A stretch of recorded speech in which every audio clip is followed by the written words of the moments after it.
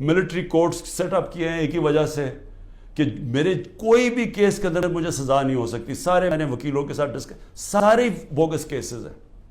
تو آخر میں ملٹری کورٹ میں سزا دیں گے. یہ کھولے اس لیے کہ عمران خان کو سزا دی. چلیں جی میں جیل میں چلا گیا. اب آگے چلیں گے. اس کے بعد کیا ہوگا؟ اس کے بعد پوچھنے کی بات یہ کہ کیا پاکستان جو تیزی سے اس دلدل میں پھنستا جا رہا ہے اس سے نکل جائے گا؟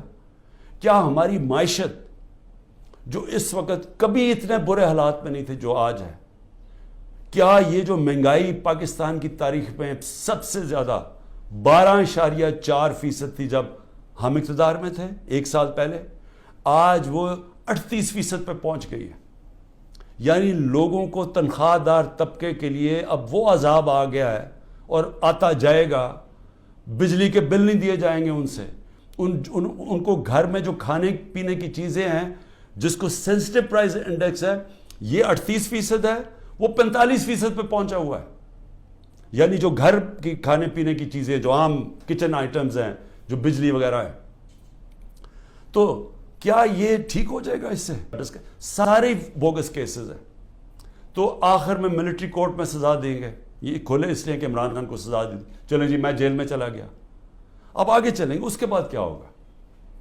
اس کے بعد پوچھنے کی بات یہ کہ کیا پاکستان جو تیزی سے اس دلدل میں پھنستا جا رہا ہے اس سے نکل جائے گا؟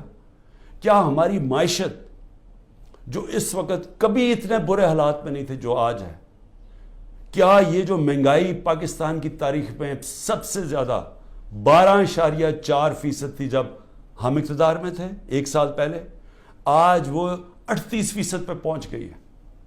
یعنی لوگوں کو تنخواہ دار طبقے کے لیے اب وہ عذاب آ گیا ہے اور آتا جائے گا. بجلی کے بل نہیں دیے جائیں گے ان سے. ان کو گھر میں جو کھانے پینے کی چیزیں ہیں جس کو سینسٹیو پرائز انڈیکس ہے یہ 38% ہے، وہ 45% پہ پہنچا ہوا ہے. یعنی جو گھر کی کھانے پینے کی چیزیں جو عام کچن آئٹمز ہیں جو بجلی وغیرہ ہے، تو کیا یہ ٹھیک ہو جائے گا اس سے؟